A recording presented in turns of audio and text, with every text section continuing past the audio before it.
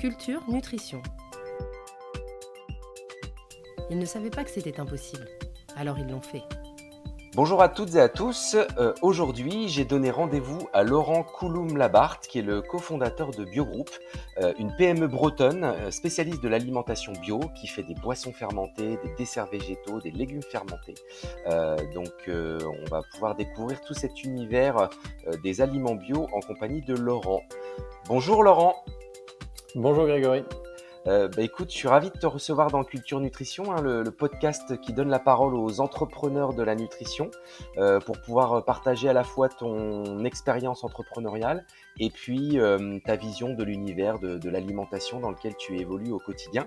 Donc tout d'abord, pour commencer, est-ce que tu pourrais te présenter s'il te plaît ? Oui, bien sûr. Merci de cette invitation. Toujours ravi de participer à des émissions qui visent à manger mieux, à se nourrir mieux et puis à faire en sorte que ce ne soit pas au détriment de la planète. J'ai 42 ans et j'ai commencé ma carrière aux États-Unis juste après avoir fait des études pour découvrir ce grand marché, ce marché qu'on nous vantait comme étant le marché numéro 1 mondial. Et donc après un début un peu atypique où j'ai fait des tonnes de petits boulots, de la peinture, la plonge, du service. J'ai finalement rejoint le monde de l'agroalimentaire en travaillant pour un distributeur de produits français à San Francisco. Et puis après, j'ai eu la chance de vivre une première aventure entrepreneuriale aux États-Unis. Dans quel euh, secteur ? Dans le secteur de l'agro. D'accord déjà. Déjà, oui. Et c'était dans le secteur des superfoods plus précisément. Donc, j'ai été connu pour être Monsieur Goji. On était la première société, il y en a avant que ça existe en Europe d'ailleurs, à importer des baies de goji de Chine, de Mongolie, du Tibet, et à expliquer l'intérêt de consommer ces baies qui sont très riches en antioxydants. Et donc, c'était déjà une démarche dans laquelle, en se nourrissant, on évitait d'avoir à se complémenter en médicaments ou autres. Et puis, après une dizaine d'années sur place, retour en Europe et puis fondation de Biogroup avec pour envie cette fois-ci de vivre encore plus pleinement l'aventure, c'est-à-dire de produire, de partir des ingrédients bruts, de transformer et de faire évoluer le monde de l'alimentation à notre échelle, mais en tous les cas de transformer la nutrition pour demain. Et donc quand tu as créé Biogroup, tu étais seul ou tu avais un ou des associés ? Non, j'avais un associé qui, comme dans beaucoup d'aventures entrepreneuriales, a changé en cours de route. Maintenant, j'ai un nouvel associé. Et puis, on a surtout associé l'intégralité des membres de notre comité de direction. Donc, on est une dizaine aujourd'hui d'associés Mhm. au sein de cette entreprise. Et cette idée d'entreprendre, elle est née aux États-Unis. T'as envisagé à un moment donné de créer l'entreprise aux États-Unis. Alors pourquoi être revenu en France? Enfin, je sais pas. Bon, cette idée d'entreprendre, elle est née très très tôt. Mhm. Quand j'étais à 18 ans, je suis parti de chez moi et j'ai voulu être autonome. Je rêvais d'être autonome et donc je faisais des boulots d'étudiant qui me permettaient de payer mon micro-studio de 13 mètres carrés, mon alimentation, et j'avais fait un prêt étudiant. Et à force de petits boulots, comme je voulais toujours des boulots dans lesquels j'étais plus indépendant, j'ai monté une entreprise de catering, de traiteur, je crois, comme on dit en France. Ok.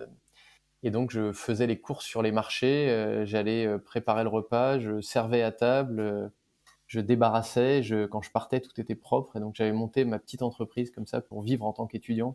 Et Mhm. ça n'a cessé de continuer ces petites idées entrepreneuriales jusqu'à ce que je sois recruté et validé par un cabinet conseil à la sortie de mon école de commerce qui m'a montré une grille dans laquelle j'apparaissais en début de carrière, en milieu de carrière et en fin de carrière. Et ils étaient très fiers de me montrer ça en montrant le point de sortie qui avait l'air très excitant à leurs yeux. Et moi, j'ai eu l'impression qu'on me montrait une prison. Et donc, au lieu de signer mon contrat ce jour-là, je suis parti 2 semaines après aux États-Unis sans aucune idée de ce que j'allais y faire, mais en me disant ça semble être plus entrepreneur là-bas. Et voilà, j'ai retenté une aventure là-bas. Et pourquoi je suis revenu en Europe j'ai perdu mon papa très jeune, j'avais 30 ans. Et une maman inconsolable et 4 petites sœurs. Donc, il a fallu faire un choix. Donc, en 8 jours, j'ai tout quitté. et voilà. Et puis c'était un bon moment d'avoir passé 10 ans aux États-Unis. C'était la bonne période. D'accord. C'était une expérience pleine, mais il était temps de changer, de faire autre chose. Et pourquoi avoir choisi d'entreprendre spécifiquement dans le secteur de l'alimentation? C'est parce qu'il y avait un terrain familial dans cet univers-là? C'était quoi la motivation pour le food? Alors, j'aimerais beaucoup dire qu'il y a eu ce terrain. Malheureusement, il y a eu le terrain inverse. J'ai une grand-mère qui avait 9 enfants et qui a découvert le micro-ondes et qui n'a cessé de me montrer les collections de recettes de micro-ondes dans lesquelles on pouvait cuire du roast beef, des poissons, donc non, non, il y avait pas du tout d'univers familial, mais c'est venu, en fait, quand j'ai découvert le moi, j'ai toujours aimé manger, et quand j'ai découvert, c'est venu surtout aux États-Unis quand j'ai découvert, des tomates cœur de bœuf bio, alors qui ont pas forcément besoin d'être bio en France si on vise un tout petit producteur qu'on connaît, mais ça n'existe pas aux États-Unis. Et donc j'ai redécouvert le goût des ingrédients, et je suis parti moi vraiment des ingrédients, parce qu'étant jeune, j'ai pas vécu dans une famille où on cuisinait, on s'alimentait, mais on cuisinait pas au sens plaisir du terme. Et en redécouvrant tous ces ingrédients qui avaient des goûts incroyables, ça m'a donné envie de rester dans cet univers-là. D'accord. Et cette recherche de liberté là qui a été un de tes moteurs pour entreprendre, la promesse est au rendez-vous, quelques années après? Ouais, la promesse est la promesse est toujours au rendez-vous, avec le stress et avec le bagage qui va avec, mais non, non, c'est génial. On a l'impression, et parfois c'est même un peu réel, qu'on peut faire bouger les lignes sur tellement de sujets, que ce soit, la manière dont on anime son entreprise, la manière dont on choisit de la développer, et puis les sujets qu'on décide de traiter. Oui, bon, on va justement, on va y revenir sur ta vision de l'entreprise et de l'entrepreneuriat un peu plus tard. Et pour en savoir un peu plus sur Biogroup, est-ce que tu peux nous donner plus d'informations sur le type de produit que vous fabriquez, quelques chiffres clés, etc. Ouais, donc Biogroup, la mission de Biogroup, c'est d'être des militants de l'alimentation de demain.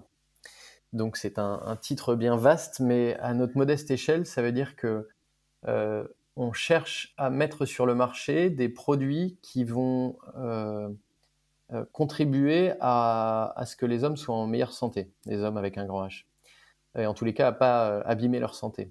Et donc, on a pris le parti de s'intéresser à l'alimentation vivante.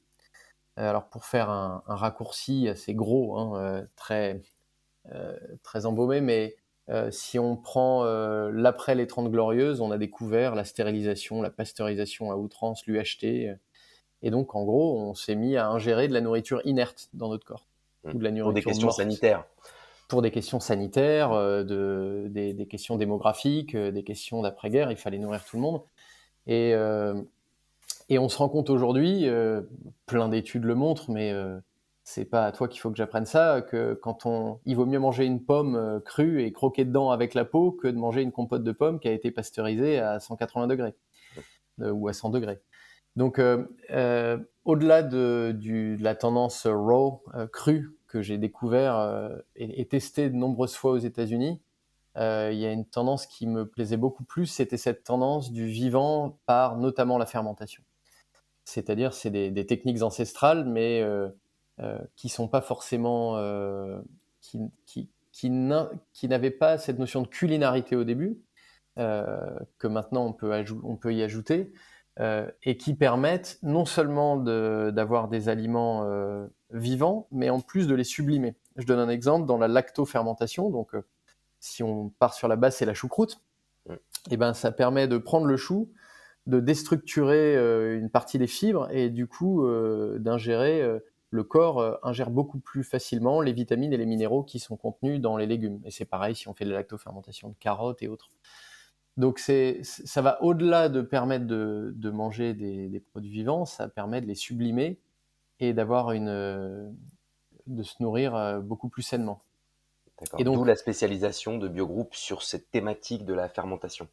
exactement, notre cœur de métier, c'est la fermentation. Et donc, il y a plusieurs écoles. Il y a une école de dire on trouve un produit, puis on se concentre dessus et on fait rien d'autre. C'est peut-être un de mes défauts et traits de caractère. Je m'éparpille peut-être un peu, mais moi j'adorais l'idée d'avoir un laboratoire géant de la fermentation et de pouvoir explorer différentes pistes. Donc après avoir introduit le kombucha avec succès, ça a été très dur au début, hein, avec un peu de recul quand on voit le nombre de marques de kombucha dans les magasins bio et qu'on voit qu'il y en a maintenant dans tous les supermarchés.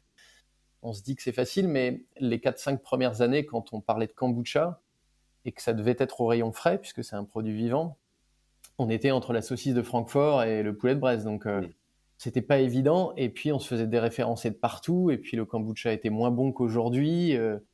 Donc après avoir introduit ça avec difficulté mais avec succès, on a continué à développer les boissons et donc on s'est intéressé très rapidement. Une année, on a lancé 1 an après le kombucha, en 2010, le kéfir.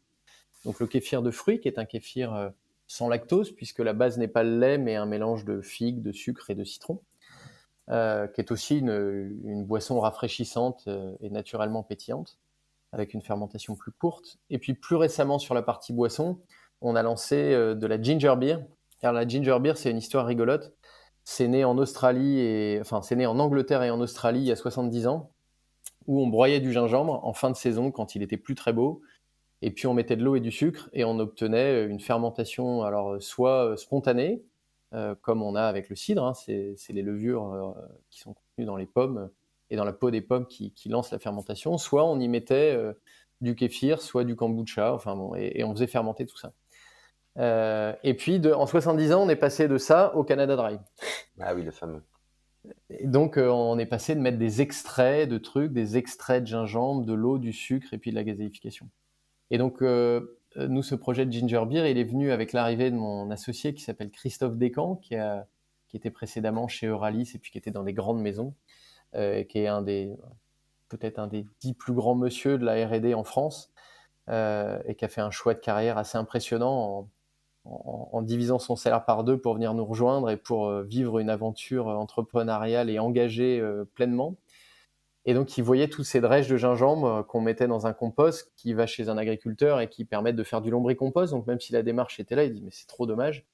Et donc, on a pris les drèches de gingembre que on presse déjà du gingembre pour mettre dans le kombucha, en fait. Ah oui, pour les autres boissons. Donc vous Ouais. avez valorisé un coproduit, enfin, ce qu'on appelle de Exactement. l'upcycling. On a remis du sucre dedans et de l'eau. Et même si assez rapidement, on n'avait plus assez de drèches, mais quand ça marche bien, c'est le sujet du coproduit. Et voilà, et on a lancé la ginger beer et c'est un produit qui marche très très bien en ce moment. Et puis dès les premières années, je me suis intéressé aux desserts végétaux. J'ai un ami qui m'a envoyé d'Australie en 2012 le tout premier dessert végétal à base de coco. C'est une marque qui s'appelait Koyo qui avait lancé ça très très en amont de tout le monde. Et comme j'avais un gros réseau de gens que j'avais rencontrés via les États-Unis, on s'envoie des échantillons, des produits, des photos.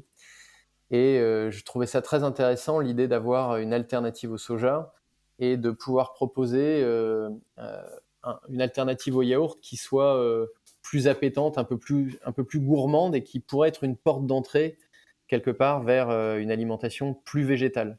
Nous, notre credo n'est pas d'être des producteurs pour les véganes. Si je prends un extrême, hein, et loin de moi l'idée de critiquer les véganes, mais si on prend l'image que ça peut véhiculer, mais plutôt de militer pour qu'on revégétalise notre alimentation et de dire on n'a pas besoin de manger un yaourt au lait de vache tous les soirs pendant 7 jours, chaque semaine comme on nous l'a enseigné, mais si la moitié de la semaine on mange des yaourts végétaux, bah c'est très bien aussi. Donc c'est une façon de démocratiser l'alimentation végétale, quoi, sans tomber dans la niche des gens qui ne mangent que ça. C'est ça. Sauf qu'il manquait 2 choses. À notre goût, il manquait 2 choses pour démocratiser l'alimentation végétale et notamment ce segment de l'ultra frais. C'était le goût. Et même si désormais, il y a des gens qui travaillent ça de manière très bien, même sur des laits comme le soja, mais ça manquait d'appétence gustative. Et le deuxième, c'est qu'on trouvait qu'il y avait une vraie tendance industrielle à prendre des laits végétaux ou des jus végétaux, comme on doit dire maintenant, à mettre dedans des texturants qui soient bio ou pas bio. Et puis, une fois qu'on obtenait la texture d'un proche d'un yaourt, eh ben, on jetait 3 bactéries, on fermait, et puis on disait voilà une alternative au yaourt. Et au final, ce qu'on consomme, c'est un lait texturé. Et nous, via notre spectre de la fermentation, on voulait absolument proposer une alternative qui contienne autant de micro-organismes que dans le yaourt. depuis tout petit, les gens mangent du yaourt en sachant qu'il y a des micro-organismes, des bactéries, que c'est bon pour le corps, pour l'estomac, notre deuxième cerveau, etc. Et donc, on a commencé la R&D sur les desserts végétaux en 2013 avec des moyens très limités. Et du coup, il a fallu attendre milieu de l'année 2016, donc 3 ans et demi après, pour sortir notre premier yaourt au lait de coco. Le but un peu extrême, certes, mais qu'on cherchait, c'était de n'avoir que 2 ingrédients, c'est-à-dire du lait de coco et des ferments. Et D'accord. de faire en sorte que ces ferments viennent consommer les polysaccharides, enfin, créer une texture, à la fois une multiplication bactérienne et à la fois une texture. Pour éviter d'avoir recours aux additifs, aux texturants et autres. Exactement. Et vous y donc, êtes arrivé?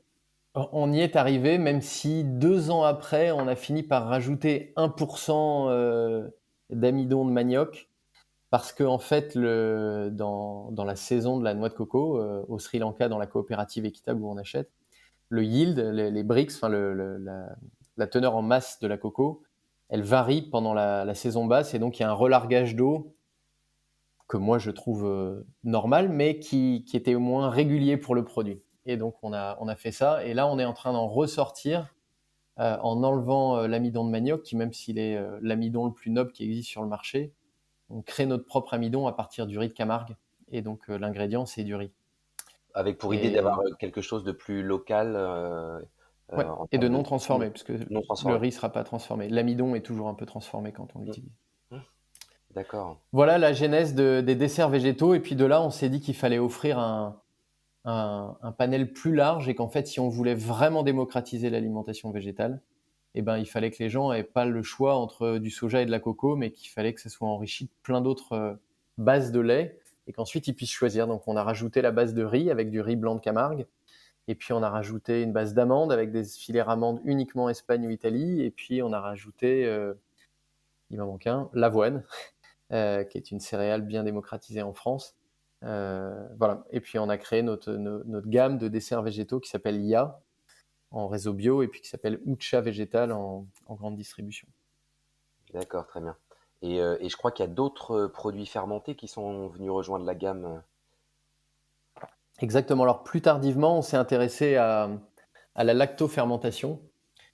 En fait, on a mis le nez dans le magnifique bouquin de Noma, que j'imagine tu as également feuilleté. C'est le grand chef, c'est qui? C'est René Redzepi, c'est ça?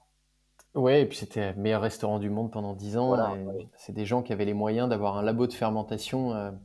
Quel que soit ce qui était produit dedans, et ce que ça coûtait, c'était pas un problème. Donc, Je crois qu'ils ont des bocaux avec des dizaines d'échantillons de tous les aliments de la terre fermentés. Enfin, ils font plein d'expérimentations, c'est ça? Exactement. Puis ils ont mis ça en image dans un bouquin qui est absolument magnifique, qui fait rêver.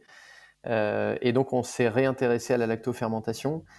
J'avais eu l'occasion entre-temps de faire un tour du monde qui m'avait permis, à échéance régulière dans ma carrière, je me suis imposé de partir voyager. Le prochain voyage d'ailleurs sera durable et sans avion. Mais on a toujours besoin de se rafraîchir l'esprit, de voir ce qui se fait ailleurs, dans d'autres cultures, dans d'autres. Et là, après ce tour du monde, j'étais passé par la. Il était après la création de Biogroup ou avant? Oui, après la création. Après, d'accord. Ok, donc tu as laissé les rênes pendant quelques mois, quelques temps pour voyager. Exactement. Je suis parti, et c'était un tour du monde assez limité parce que je l'ai fait en 2 mois, 14 pays en 2 mois. D'accord. Mais avec. Enfin, c'est très, très tourné autour de l'alimentation. J'ai visité des magasins pendant 2 mois, des coopératives, des fabricants. C'était en famille et c'était merveilleux. Et quand on est revenu, du coup, on a eu la joie de passer par la Corée du Sud et par le Japon. Et donc, ça nous a permis de découvrir le kimchi et les autres produits lacto-fermentés. Kimchi, qui est le chou fermenté de Corée du Sud, hein, c'est ça? Exactement, et qui est la base de leur alimentation. C'est-à-dire que comme nous, on met le pain sur la table, eux, ils mettent ça. Et donc ça a été génial. Et donc là, après ça, on s'est intéressé à la lactofermentation en travaillant main dans la main avec un choucroutier, qui était choucroutier de père en fils depuis 5 générations. Donc ça s'invente pas quand on a de l'expérience comme ça. Donc c'est des gens basés en Alsace ou... Exactement, à Krautergersheim. Donc littéralement, la traduction, c'est la ville du chou. Donc on peut pas faire mieux. On peut faire mieux là. Et leur usine est au milieu d'un champ de choux.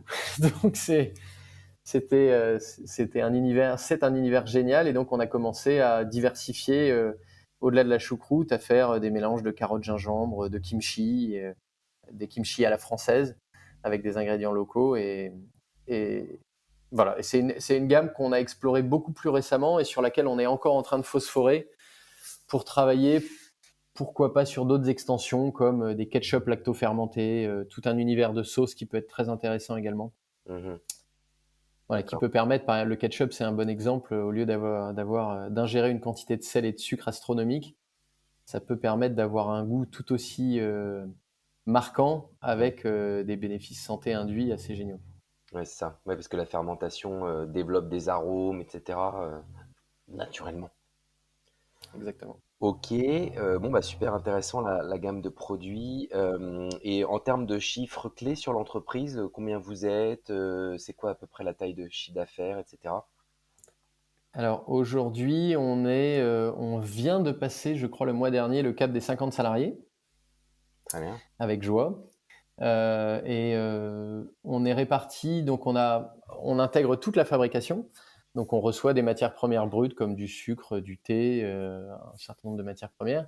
Et on a le fait que l'on fasse de la fermentation et du vivant nous a donné comme contrainte d'avoir des sites différents et espacés pour éviter les contaminations croisées. Mhm. Et on a appris de nos erreurs, hein. J'ai commencé à faire les yaourts dans l'usine de kombucha, et chaque palette, les pots gonflaient, chargés de levure.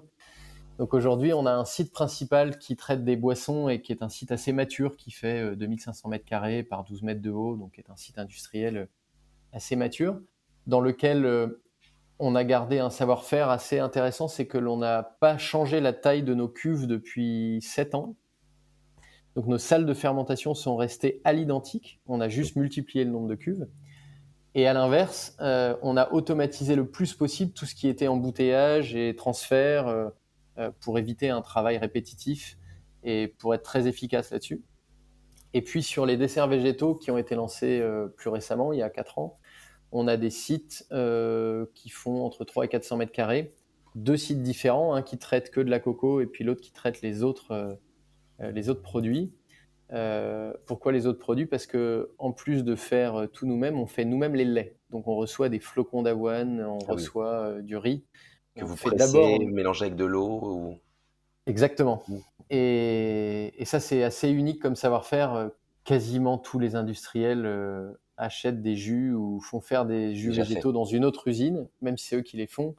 Et c'est mis en fût, donc c'est déjà pasteurisé une fois, c'est repasteurisé avant la mise en œuvre. Nous, on a un circuit direct qui fait qu'on fait les laits végétaux, et puis ensuite on met nos ferments dedans, et puis ensuite on passe par un système d'étuvage, comme à la ferme. On est en étuve chaude, littéralement sur des chariots, etc. Et donc ça, on a 2 sites qui sont à 300 mètres du site principal, et un quatrième qui est en cours d'aménagement, qui sera dédié à de la mousse au chocolat, qui est déjà commercialisée à l'échelle de test, et pour laquelle on a déposé un brevet, qui est une mousse au chocolat en 4 ingrédients, végétale et fermentée. Ok. Voilà. Et donc là, c'est un challenge, j'imagine, parce que vous avez eu très peu recours à des texturants et d'autres additifs. Ouais, ça a été un projet R&D d'un peu plus de 18 mois avec 2 personnes dédiées à ce projet. On a une chance incroyable, c'est qu'il y a une entreprise qui s'appelle Marie Morin Hmm. qui est le leader de la mousse au chocolat en France. En magasin Et, bio, notamment. alors en magasin bio et sous la marque Grandeur Nature, mais à la marque Marie Morin dans la grande distribution. Ah ok, d'accord. Et qui font des mousses gourmandes comme à la maison. Et donc ils sont à 30 km d'ici, ils sont ultra ouverts, d'une gentillesse incroyable. Et ils nous ont donné beaucoup de conseils, ils nous ont ouvert les portes de leurs usines, ils sont venus nous voir, on a beaucoup échangé. On s'est inspiré de leur process qui est en gros une cuisine géante. C'est pas du tout de l'industriel au sens où on l'entend, c'est vraiment c'est des gros batteurs, enfin c'est vraiment fait Hmm. comme à la maison. Et on est reparti de leurs bases qui sont des bases saines qu'on aime bien, Hmm. qui sont pas des machines bizarres avec plein de trucs dedans. Et du coup, on a créé cette mousse, avec un nombre d'ingrédients très réduit. On va d'ailleurs passer de 4 à 3 dans 2 mois. Et donc, on a du chocolat, de l'aquafaba, donc l'eau de cuisson des pois chiches, Ah oui. qu'on a dû intégrer parce que c'est vendu comme un sous-produit, sauf que ceux qui cuisent des pois chiches, ils sont pas forcément très réguliers, donc il fallait, pour avoir le même teneur en protéines, ça a été juste ça a été un sujet R&D de 4 mois Donc pour, intégrer, ça veut dire que vous fabriquez vous-même votre eau de pois chiches en faisant que des exactement, pois chiches? exactement, et D'accord en ayant développé une filière pois chiches France avec la bonne variété, une régularité toute l'année, en super. bio. Alors ce qui veut dire que pour vous, le pois chiche devient un coproduit, mais j'imagine que vous le valorisez par ailleurs? Alors le projet est en cours et sans D'accord, rien dévoiler, oui, autour du pois chiche, on peut faire des trucs lacto-fermentés assez sympas, d'accord, pour super. ne pas dire le mot houmous. Oui, j'allais dire, voilà, des tartinables ou des choses comme ça. Ah, très bien. Voilà. Et donc, et la mousse au chocolat prend vraiment, on a réussi à redonner du gourmand au végétal, parce que les desserts végétaux au-delà des yaourts sont parfois un peu abrupts. Mmh. Et là, on a vraiment quelque chose de très gourmand, même s'il y a une pointe d'acidité qu'on sent liée à la fermentation. Et les ventes se développant fortement, on va développer un site dédié à la mousse au chocolat. Très bien. Toujours sur, parce qu'on l'a pas précisé, mais vous êtes basé en Bretagne à Erquy, si je dis pas de bêtises, donc toujours Parfait, au même merci. endroit? Toujours à Erquy, ouais. Donc Erquy, c'est une commune de 4000 habitants dans les Côtes-d'Armor entre Saint-Malo et Saint-Brieuc. Alors pourquoi? C'est toi, tu as des racines là-bas? Enfin, qu'est-ce qui vous a fait poser les valises, à cet endroit-là précisément? Ouais, alors moi j'ai déménagé 21 fois et j'ai toujours été depuis 3 générations du côté de ma maman. Ils allaient en vacances à Erquy. C'était une famille assez modeste qui venait prendre le bon air à cet endroit-là, et moi je suis tombé amoureux de cet endroit. J'ai eu la chance de visiter une cinquantaine de pays dans le monde quand j'étais spécialisé dans le sourcing, notamment via les visites de coopératives. Et j'ai jamais trouvé mieux que cet endroit. Et donc, quand il a fallu intégrer la production et choisir où est-ce qu'on allait construire une usine, je me suis dit ça doit être à Erquy. Voilà. Puis désormais, c'est à 2 heures en direct en TGV de Paris, en train direct. Et on y est très bien. C'est un berceau de l'agroalimentaire, comme tu le sais. Et donc, Oui. on a de belles ressources. On a des flux logistiques très top. Et puis, ça me permet de faire du surf, de la planche, du kite à loisir. Enfin, à loisir. Mmh. Quand on a un peu de week-end. Et de vivre dans des belles conditions. Voilà. Donc, tout ça, c'est à Erquy, oui. D'accord, très bien. Et pour, compléter sur Biogroup, c'est quoi l'ambition, la vision à 3 ou 5 ans de l'entreprise? Je crois que vous êtes sur une dynamique de croissance qui est assez forte. Ouais, on fait un peu moins d'une dizaine de millions d'euros de chiffre d'affaires aujourd'hui. Euh, alors nous, on n'a jamais eu d'ambition chiffrée. Moi, je me suis jamais endormi en me disant que je rêvais d'avoir une boîte qui faisait 50 millions ou autre. C'est pas tellement le sujet. Notre sujet, là, il est important, surtout compte tenu du marché qui se tend un petit peu, notamment sur le bio. Oui, Notre sujet, il est de diffuser plus largement nos produits, non pas pour les privilégiés dont je fais partie et dont heureusement beaucoup de gens arrivent encore à faire partie, mais qui peuvent acheter en magasin bio, mais pour les gens qui achètent en grande distribution et dans d'autres circuits. Et donc, il fallait qu'on se structure, qu'on fasse des scale-up assez importants de nos outils industriels pour être capable de répondre au volume sans pour autant changer l'authenticité et la tradition de fermentation de nos produits. Donc, le process fermentaire reste exactement le même. Hein. Encore une fois, la seule chose qu'on automatise, c'est la partie embouteillage, packing et autres.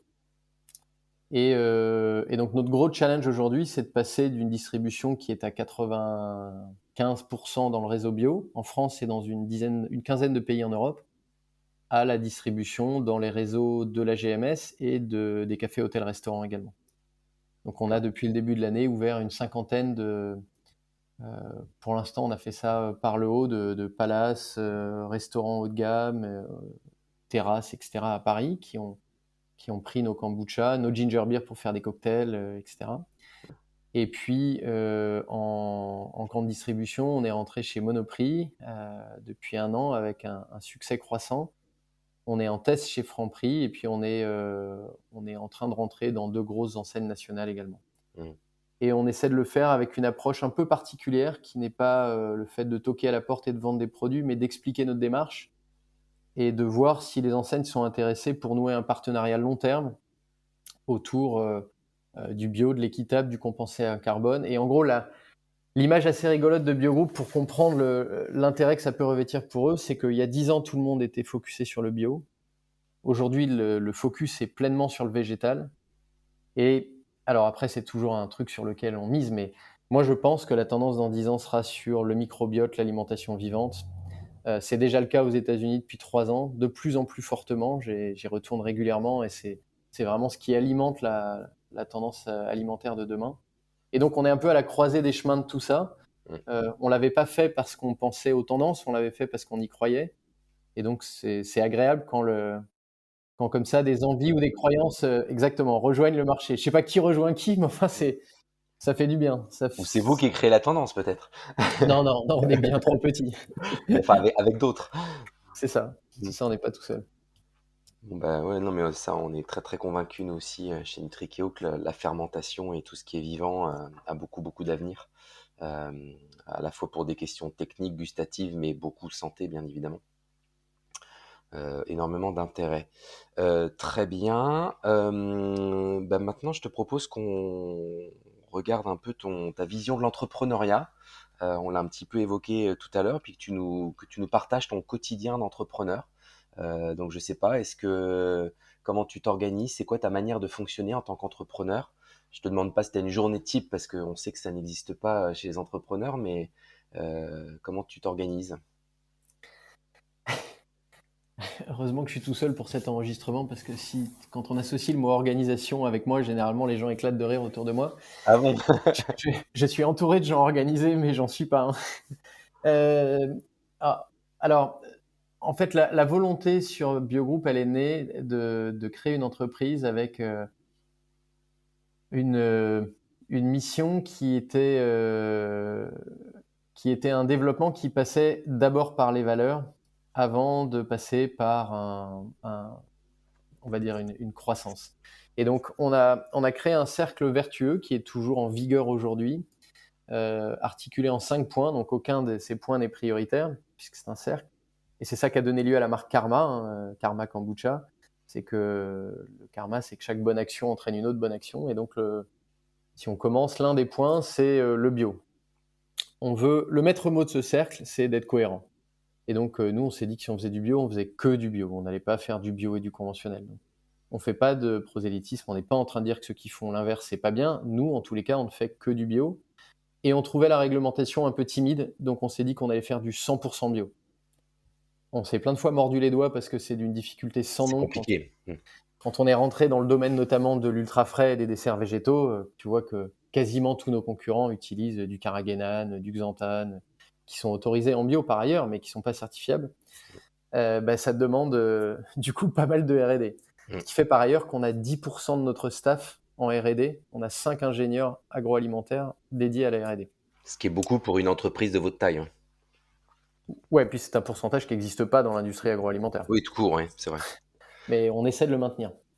Et donc, ça, c'est le premier point, 100% bio. Le deuxième, c'est que le sourcing pour nos ingrédients, il se fait soit en local, soit en équitable. J'avais beaucoup travaillé sur l'équitable quand j'étais aux États-Unis. J'avais rencontré des gens très inspirants qui ont participé à créer le commerce équitable dans les années 80. Pour rappel, hein, l'idée, c'était trade, not aid. Donc, c'était comment aider les pays qu'on a plus ou moins pillés et qu'on est en train de polluer aujourd'hui, comment rééquilibrer un peu les déséquilibres nord-sud, en leur achetant des produits qui font très bien chez eux et en payant un premium pour qu'eux puissent vivre décemment dans leur pays. Ce qui est d'ailleurs un vaste sujet aujourd'hui, parce qu'on en est à créer des filières en France qui vont bien avec la Zoé et le côté un peu bobo, mais on oublie que quand on mange de la quinoa en France, faite en France, on abandonne les gens en Bolivie qu'on a sortis de la misère et qui survivent tout juste aujourd'hui en vendant ça. Donc maintenant, on leur dit non, excuse-nous, il faut qu'on ait une filière locale. Donc, le commerce équitable, c'est un sujet assez complexe à traiter parce qu'il ne peut pas être... Enfin bref, donc l'équitable, c'est notre deuxième point. Le troisième, c'est que, dans le local, quand on n'a pas de local, on essaye de le faire nous-mêmes.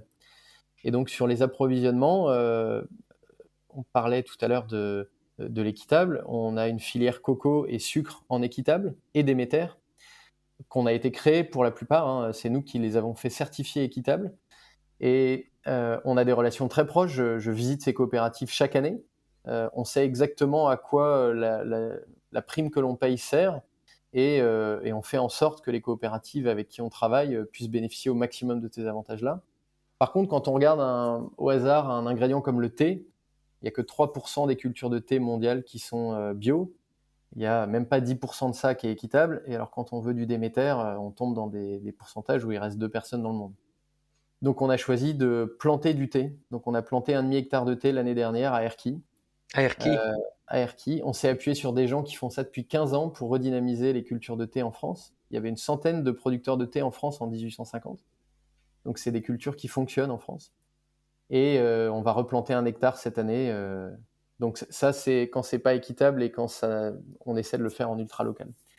Ensuite, on a notre implication dans la cité, parce qu'on reproche souvent aux gens qui font du commerce équitable de s'occuper des gens à 10 000 km, mais pas de regarder localement. Et donc, pour ça, nous, on a choisi dès le début le sujet du travail des personnes en situation de handicap. Et donc, depuis le tout début, on a des personnes qui viennent sans accompagnateur, parce qu'on se forme auprès de leurs accompagnateurs pour les recevoir. Et donc, ils viennent en totale autonomie. Et au lieu de couper des cure-dents dans les AT, ils viennent chez nous, travailler en entreprise chaque jour. Et donc, ça libère des places en ESAT. Et il faut, puisqu'il y a de nombreuses personnes qui sont dans une misère la plus totale en restant chez eux, en attendant leur place en ESAT. Donc ça, c'est notre point d'implication dans la cité. Et puis ensuite, on a la compensation carbone, qui est un vaste sujet aussi. Donc, depuis 10 ans, on fait des bilans carbone à échéance régulière, tous les 2-3 ans, 4 ans. On se fixe des objectifs de réduction. Et puis, on compense une partie de nos émissions résiduelles. Alors, jusqu'à il y a 1 an, on compensait dans les coopératives équitables dans lesquelles on achetait les produits. C'est mon ami Tristan Lecomte qui avait fondé Alter Eco en France, qui a fondé Pure Projet après, qui est une très belle boîte de reforestation et Qui de plante des préservation. arbres, hein, c'est ça essentiellement. Exactement, ouais. Et qui plante des arbres dans les coopératives équitables. En fait, ça aide les coopératives à avoir des revenus supplémentaires quand ils revendent les arbres 30 ans après. Et puis, on les paye même pour entretenir les arbres pendant ces 30 ans. Et ça sécurise surtout leurs fermes. L'un des gros travers, notamment au Brésil, c'était que les fermiers se voient offrir 1 ou 2 ans de salaire pour le rachat de leur ferme. Pour eux, c'est beaucoup d'argent. Ils dépensent tout en 6 mois, bien sûr, et ils se retrouvent dans les bidonvilles très rapidement. Donc là, en faisant ça, on oblige les gens à ne pas vendre leurs terres pendant la période de compensation et pendant les arbres. Et désormais, on est en train de créer notre fondation, puisqu'on s'est rendu compte que même si c'est le meilleur moyen de compenser, sous les tropiques, quand on plante des arbres, c'est là où on capte le plus de carbone, nos parties prenantes ne comprenaient pas, ça résonnait pas chez les gens. On plante trop loin, c'est trop excentré comme projet. Donc on s'est dit qu'on allait utiliser le même montant pour planter en France, et que même si on captait moins de carbone, nous on pense que l'éducation est tout aussi importante que le résultat. Et donc à partir de cette année, on va planter 2 mini-forêts à Erquy, sur des parcelles non utilisées par la mairie, qui sont des espaces généralement dans les lotissements. Il y a toujours 3-4 000 m² qui servent à rien, qui doivent rester en zone verte. Et donc on va main dans la main avec les associations, la mairie, les écoles. Nous, on finance les études de sol. C'est selon la méthode Miyawaki, la méthode japonaise de replantation des mini-forêts, donc très dense, qui abrite beaucoup de faune et de flore. Et donc, voilà, on va faire un impact très local désormais sur la reforestation. Et puis le dernier point, pardon, je suis un peu long, tu me coupes, c'est les salariés et donc les collaborateurs. Le dernier point ou le premier, ça dépend par où on prend le cercle. Et donc là, on a des conditions de travail qu'on a voulu simples et honnêtes, au sens où, en fait, moi, j'ai toujours voulu venir au travail avec la pêche et en me disant que j'avais pas besoin de mettre de carapace, en me disant que je pouvais venir comme j'étais à la maison. Donc, comme j'ai envie de m'habiller, comme j'ai envie d'être, et on voit qu'il y a beaucoup de gens aujourd'hui qui souffrent de cette espèce de protection qu'ils sont obligés de mettre dès qu'ils rentrent dans le monde du travail, parce que il y a de la concurrence, parce que il y a de la pression, parce qu'il y a du stress. Ce qui ne veut pas dire qu'on a réussi à faire une boîte sans stress, hein. Mais on a augmenté le salaire minimum à 25% au-dessus du SMIC. Donc ça a été fait en 2 phases successives. Parce qu'aujourd'hui, une femme seule, elle vit pas avec un SMIC, c'est pas vrai. Une maman seule, elle n'y arrive pas. Donc on a créé un salaire équitable, entre guillemets, pour une base équitable. On a des bureaux partagés, et donc chaque jour on change de bureau, on va à l'étage, on va au rez-de-chaussée dans un open space ou dans un bureau de 2 ou 3, donc tout le monde se côtoie de manière permanente. On a une mutuelle qui je pense est la meilleure mutuelle qu'on pouvait trouver, qui rembourse tout ce qui est ostéo, éthiopathe. On fait venir de la médecine douce 1 ou 2 fois par an à l'entreprise sur le temps de travail. C'était un souvenir incroyable d'ailleurs, il y a 2 ans, on a fait venir un ostéo. On s'est rendu compte que 70 des gens chez Biogroup n'avaient jamais été chez l'ostéo. Et on a eu, je sais pas, on a eu 3-4 personnes en pleurs tellement, ça leur a fait du bien de découvrir ce qu'était cette médecine douce. Donc on essaye de faire ça, on a 2 cours de sport par semaine avec un coach sportif qui est là depuis 7 ans désormais. C'était hier matin, l'une des séances, c'est à 7h devant la mer le mardi matin, on se sert des bancs, pour faire du street jogging. Mmh. Et on a notre propre salle de sport au-dessus d'une des usines, donc ça c'est le 2e cours de renforcement musculaire. On a 2 cours de yoga, enfin bon, on a tout un certain nombre de conditions de travail qui font que, on n'a pas sombré dans un communisme pur et dur, mais, on n'a pas le sentiment que le patron doit être assis sur une chaise plus ergonomique que celui qui est, juste employé dans un service. Et donc on a rééquilibré un peu tout ça pour faire en sorte d'avoir, des échanges plus faciles, clairement moins de turnover et puis des gens qui prennent du plaisir à venir travailler chaque jour. Je crois que tu parles alors pas d'entreprise libérée, mais d'entreprise horizontale, c'est ça? En termes d'organisation? Ouais, le travers du mot entreprise libérée qui comprend un certain nombre d'autres organisations comme l'holacratie et cetera. On avait regardé ces schémas-là. Moi, j'ai toujours été, très méfiant de ceux qui prônent qu'il faut renverser un système pour en mettre un autre en place. Et l'holacratie est un système assez rigide, par exemple. Pour mettre l'holacratie en place dans une boîte de notre taille, ça coûte 100 000 €, ça prend 1 an et il y a un certain nombre de règles qu'il faut respecter. Et je pense que ces systèmes-là, heu, présentent des dangers s'ils sont présentés, à tout le monde de la même façon parce que qu'on soit une entreprise, urbaine à Paris ou une entreprise en province, qu'on fasse du service ou qu'on fasse de la production, c'est pas du tout les mêmes attentes, les mêmes contraintes et on peut pas adapter ces systèmes de la même manière. Donc nous, on n'a pas de modèle, on est en perpétuelle évolution. Il y a des choses qui sont dures.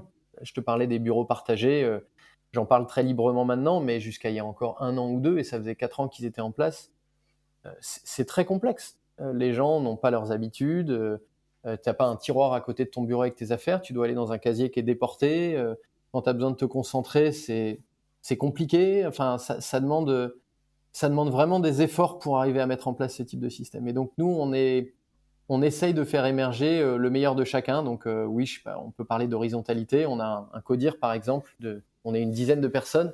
Aujourd'hui, on lance plus un produit s'il répond pas à 2 questions: est-ce que c'est bon pour la planète et est-ce que c'est bon pour les hommes?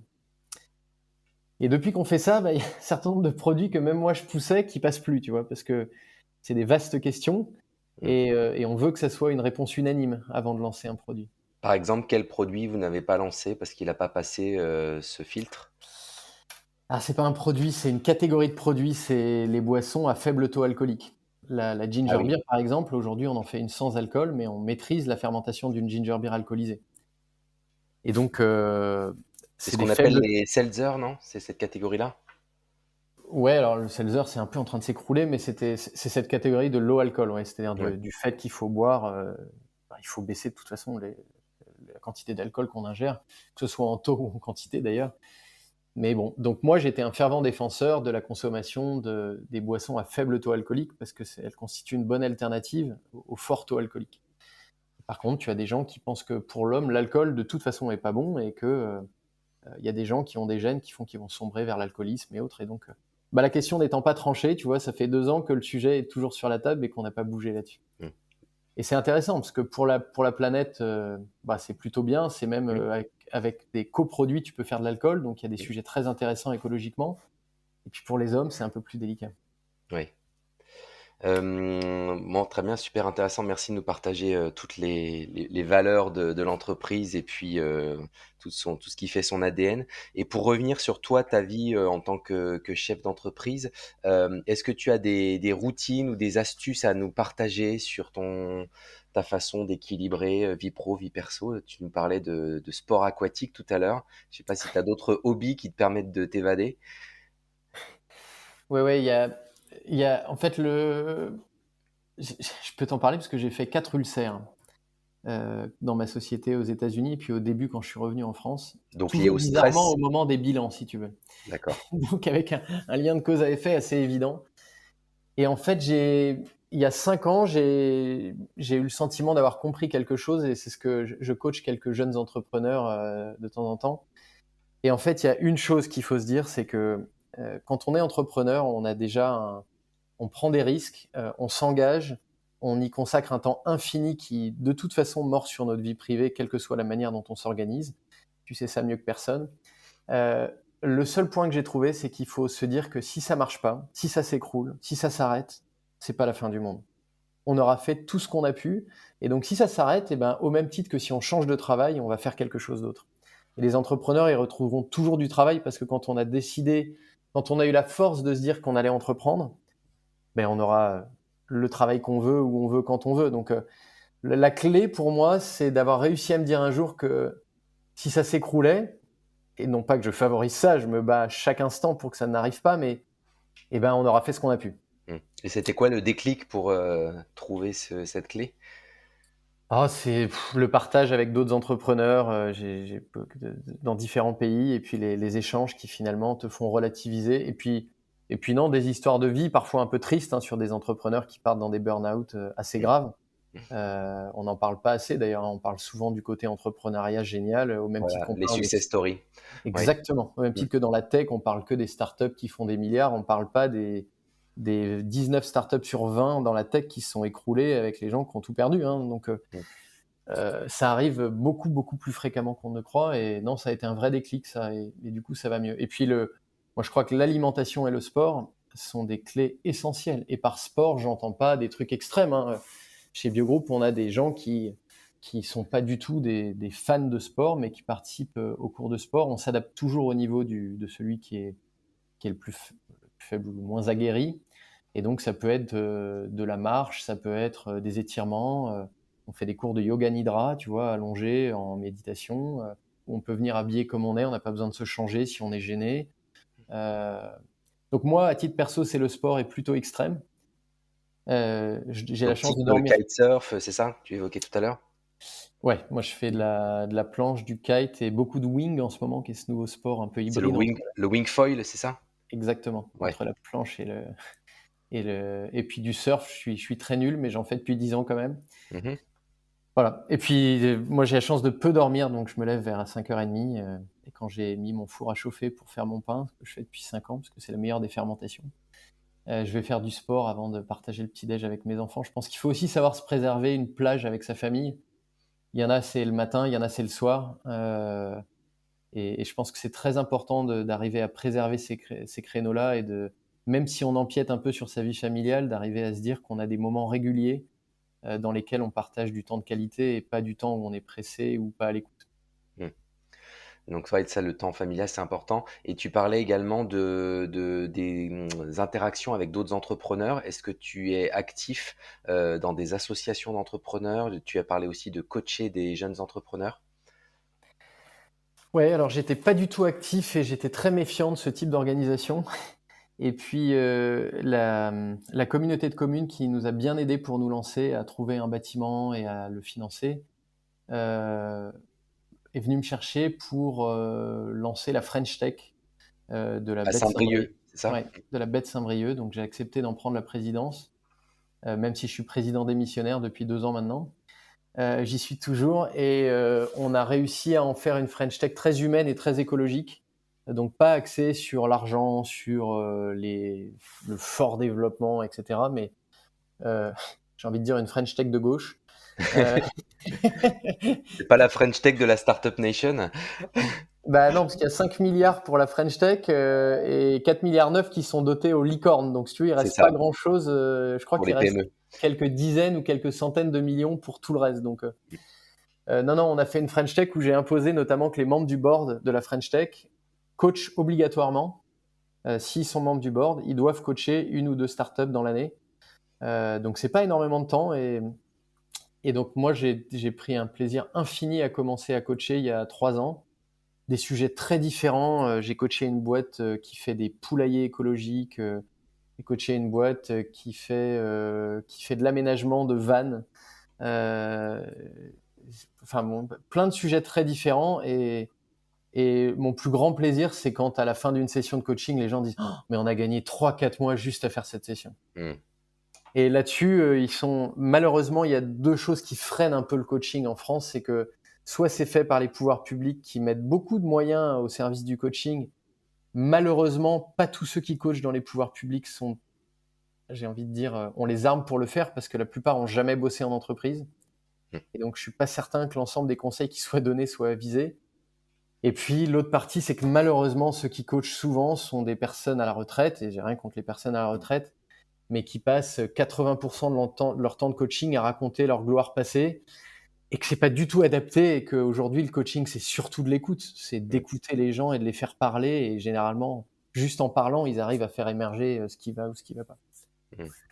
Et donc, pour aller au bout de cet exercice-là, alors je fais pas de réclame parce que ça va dans une fondation, mais j'ai écrit un livre il y a 1 an qui sort ces jours-ci, qui s'appelle Les Collines Vertes et qui Ah, très est bien. vraiment une histoire d'entrepreneur, alors qui se veut pas du tout être un modèle ou un truc à la Amazon ou à la Apple, mais plutôt d'expliquer un peu mon parcours de vie privée, comment ça m'a amené à être entrepreneur, quand je relate toutes ces petites expériences d'entrepreneur, de société quand j'étais étudiant, etc.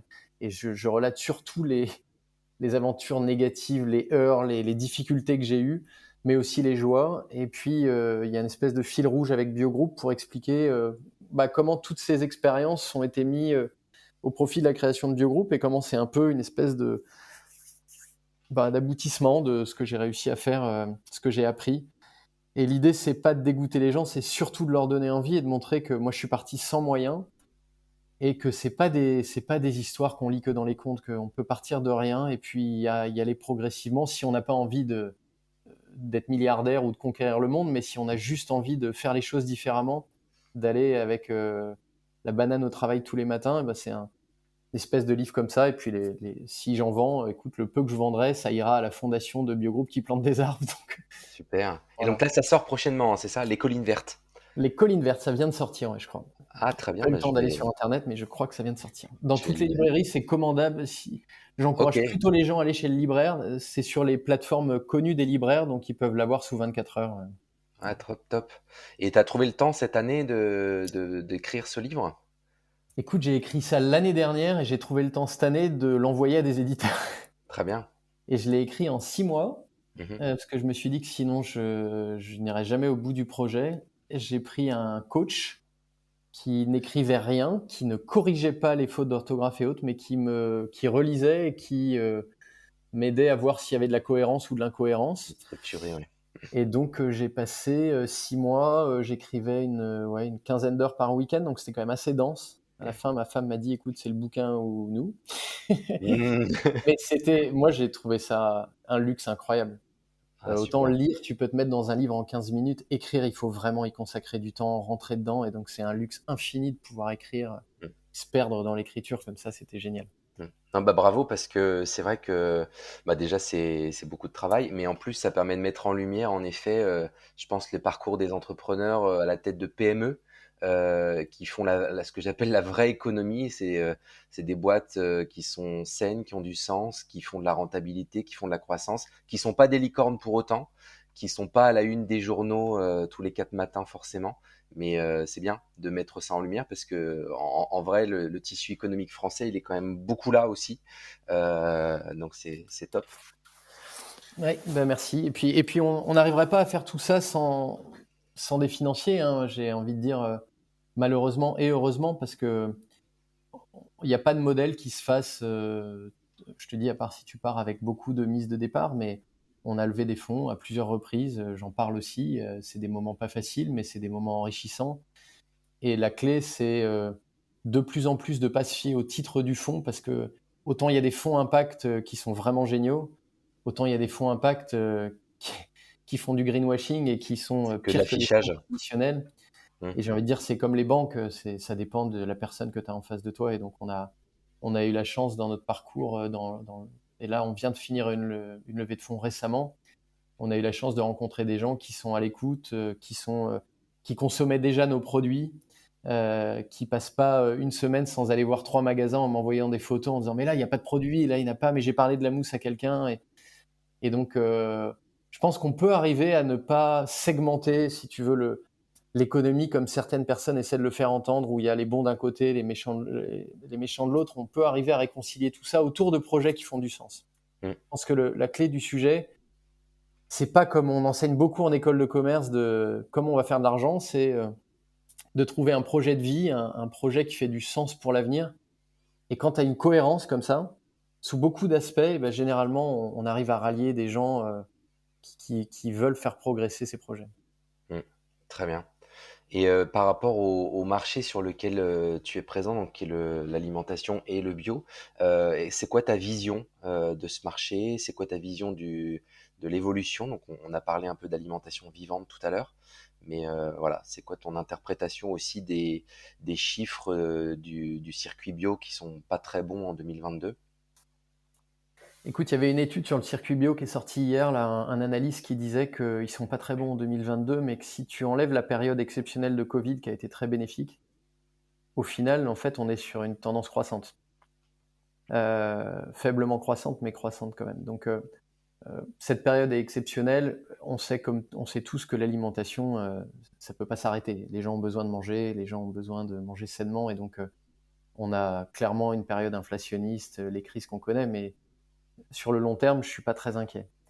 Moi, je suis un éternel optimiste. J'ai vu un exemple il y a 2 ans qui m'a vraiment, réchauffé le cœur. C'était en Amérique du Sud. Alors c'est des États un peu dictatoriaux, mais qui ont pris la même politique pour l'alimentation que pour le tabac. Et donc ils ont obligé les industriels, alors les 2 exemples que j'ai vus, c'était sur les sodas et les paquets de céréales pour enfants. Tu as une mention grise, exactement comme sur les paquets de cigarettes, qui dit: «Attention, consommer du gras et du sucre nuit à la santé». Et donc ils ont mis des normes très strictes, ce qui a été incroyable puisque tu parles de pays dans lesquels le soda coûte moins cher que l'eau minérale, hein. Mmh. Donc c'est quand même des problèmes de santé vraiment graves. Et en l'espace de 2 ans, plus de 40% des industriels ont réussi à remettre des produits sur le marché qui correspondaient aux critères nutritifs qui avaient été donnés par les gouvernements pour ne plus avoir la mention. Et donc tu vois, quand tu as une espèce de binôme comme ça entre une pression des pouvoirs publics avec une réglementation stricte et puis une envie de continuer à vendre des produits, à commercialiser et puis à entreprendre, et ben, tu arrives à joindre les deux bouts et à finalement forcer les gens à faire émerger le mieux de chacun, quoi. Mmh. Et je crois vraiment qu'il y a une tendance de fond en France sur l'alimentation. On parlait de microbiote tout à l'heure. Les gens ne le savent pas, mais aujourd'hui, 25% de notre alimentation est fermentée et la Mmh. moyenne dans le monde, elle est au-dessus de 30%. Mmh. Surtout en France, France, où on a surtout en des France. on a la charcuterie, le fromage, les produits laitiers frais, voilà. Voilà, on a déjà un terreau qui est très fertile. Après, Mmh. il reste à faire en sorte que les gens fassent pas de la fermentation par opportunisme avec des produits qui sont pas appétants. On a vu ça, notamment Mmh. dans les desserts végétaux. Il y a 2-3 ans, tout le monde s'est lancé à faire des yaourts à la coco, des yaourts au machin. Là où nous, on met 99% de coco et 1% d'amidon, les industriels mettent 12% de coco, si tu veux. Mmh. Et puis des dizaines d'artifices dedans, et puis ça n'a pas de goût.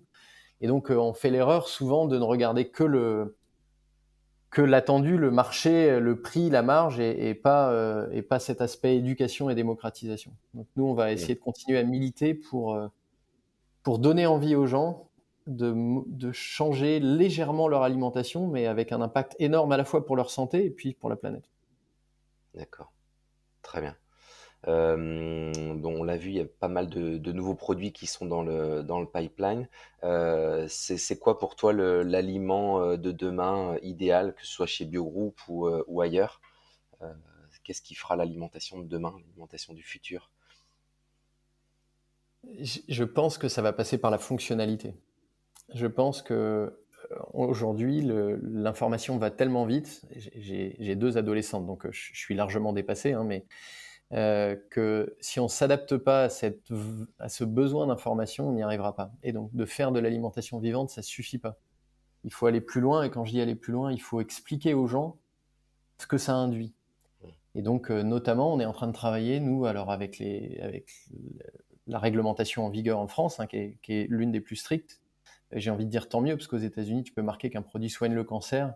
Et en dessous, tu as un petit astérix qui dit This statement has not been reviewed by the FDA.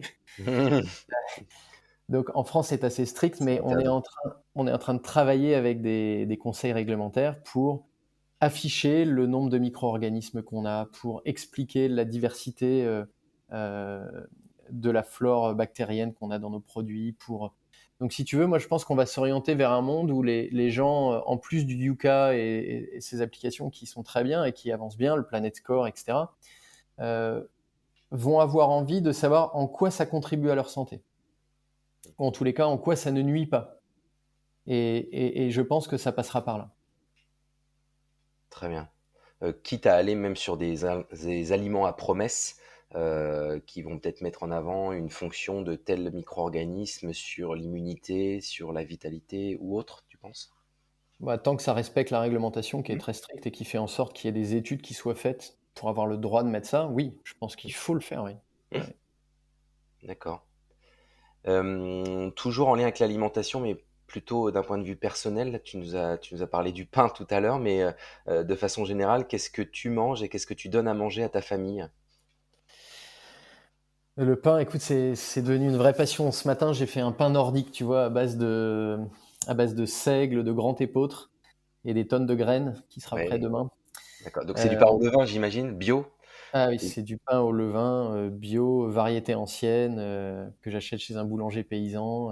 J'ai un placard entier de farine. super. Et puis comme je tartine pour mes enfants tous les matins, c'est important. C'est presque, c'est un moment sacré. Non, non, malheureusement, je suis un papa assez pressé. Ma femme a un studio de yoga et elle est réflexologue en parallèle, donc elle travaille beaucoup aussi. Et donc, on a souvent tendance à avoir des recours à des féculents trop faciles, hein, comme des pâtes, du riz. Euh, on s'en veut à chaque fois de ne pas utiliser plus de légumineuses.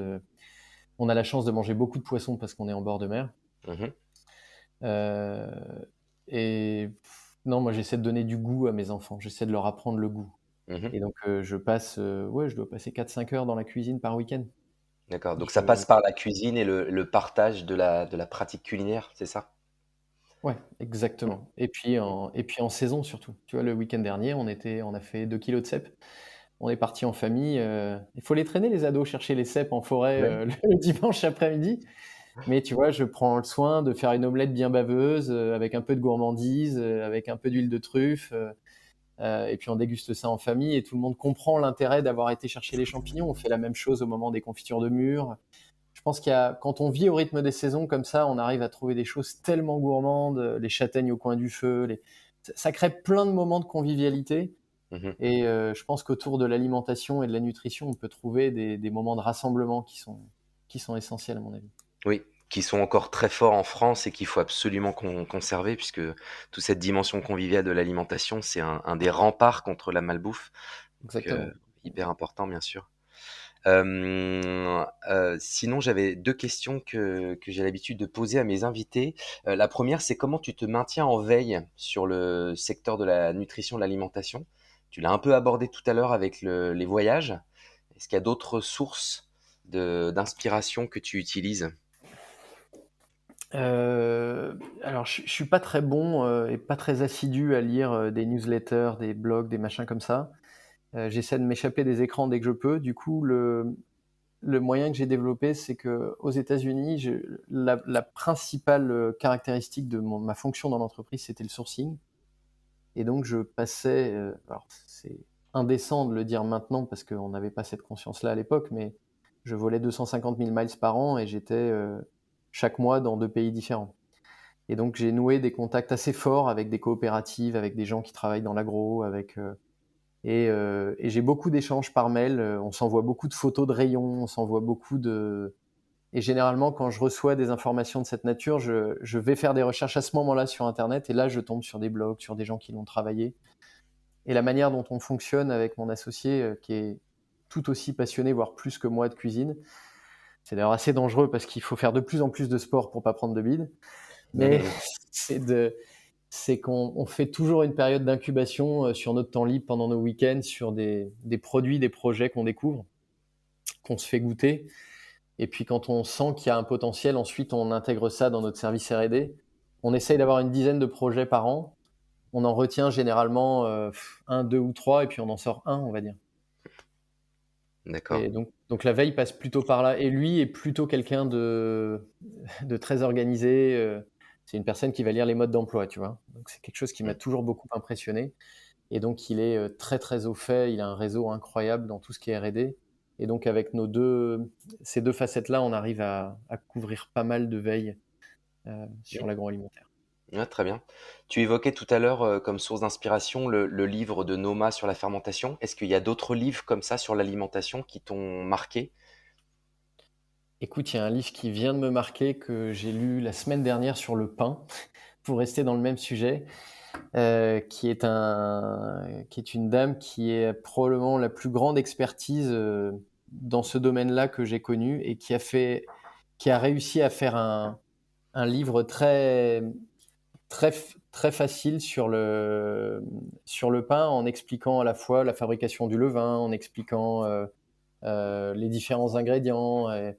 Et c'est un livre que tout le monde peut lire, et qui est pas un livre technique, mais qui regorge d'informations techniques. Et donc cette dame, elle s'appelle Marlène Fiorot, D'accord. et elle a sorti un livre, je crois que ça s'appelle Le Pain, je ne sais plus exactement quel est le titre, et elle l'a déjà vendu à plus de 5000 exemplaires. Et c'est des belles images, tu vois, c'est comme on sait faire maintenant, c'est pas des livres scolaires qu'on avait Mmh. il y a 30 ans, les images te donnent envie de croquer dedans, et c'est des méthodes simples, et c'est extrêmement ludique. Voilà. D'accord. Bah, merci pour le partage. On mettra le lien, dans le podcast. Et pour finir, la dernière question, on a une devise qu'on aime bien chez Nutrikeo, c'est, «Ils ne savaient pas que c'était impossible, alors ils l'ont fait». Et toi, tu pensais que c'était impossible et pourtant tu l'as fait. Qu'est-ce que c'est? Waouh. Je...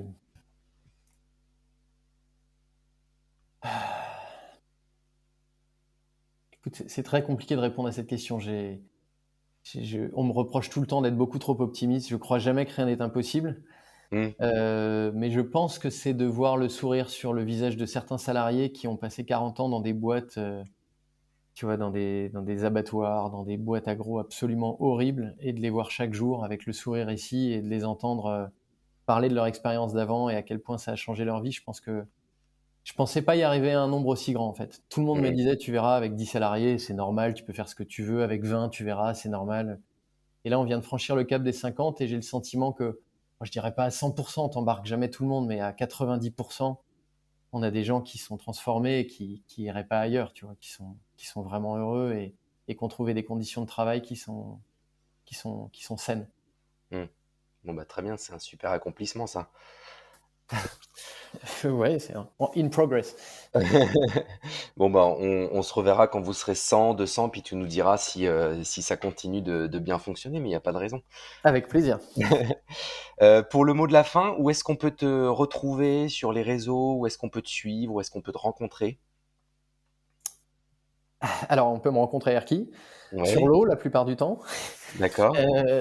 Malheureusement, on peut pas me rencontrer à l'entreprise parce on n'a pas le droit d'accueillir du public.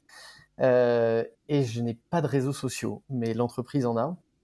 Et je pense que le meilleur moyen, si on alors j'encourage pas, mais le bouquin est un bon moyen de me rencontrer, puisque j'y ai mis des informations très personnelles, Ah bah, très et bien, donc c'est probablement un bon vecteur pour très bien. Tu découvrir un peu organises plus. des séances de dédicaces bientôt ou pas? Non? Écoute, je te dis, je viens de réussir à trouver le temps de trouver un éditeur, donc on va voir la suite petit à petit. Mais OK. je suis, sinon, pour ceux qui sont dans le monde de l'agro, dans la plupart des salons, au CIAL, à Natexpo, Natexpo qui a lieu très prochainement là, fin septembre, 2022 à Lyon, à Lyon. exactement. Et je Tu y serai à Omnivore dimanche pour faire une masterclass sur les boissons fermentées, tu vois. C'est un D'accord. salon à Paris. Eh ben, très bien, très bon rendez-vous. Écoute Laurent, on arrive à la fin de cette discussion. Je te remercie vraiment beaucoup pour, tout ton temps, pour, nous avoir donné énormément d'informations sur la culture de Biogroup qui donne énormément envie, nous avoir donné envie de refaire du pain, et puis, de découvrir tout cet univers de l'alimentation, bio et vivante. Et puis, bah, du coup, j'ai hâte de lire ton livre pour, en savoir encore plus sur ton expérience entrepreneuriale, même si tu nous as déjà partagé pas mal de choses. Donc vraiment merci beaucoup à toi pour ce temps-là. Merci Grégory, merci de faire vivre comme ça, de susciter de l'envie autour de l'entrepreneuriat et de la nutrition, c'est hyper important. Ouais, tout à fait. Mais du coup, je remercie également tous les auditeurs qui nous ont écoutés jusqu'ici et je vous donne juste quelques détails avant de vous quitter. Pour retrouver toutes les infos sur le podcast et sur cet épisode, ça se passe sur le média Culture Nutrition, qui est également un média d'information, ainsi que sur toutes les bonnes plateformes de streaming audio. Et si d'ailleurs cet épisode vous a plu, vous pouvez le retrouver entre autres sur Apple Podcast et n'hésitez pas à mettre 5 étoiles pour le faire connaître et pour le rendre de plus en plus visible. Merci à tous, à très bientôt pour de nouvelles découvertes et de nouvelles discussions avec les entrepreneurs de la nutrition.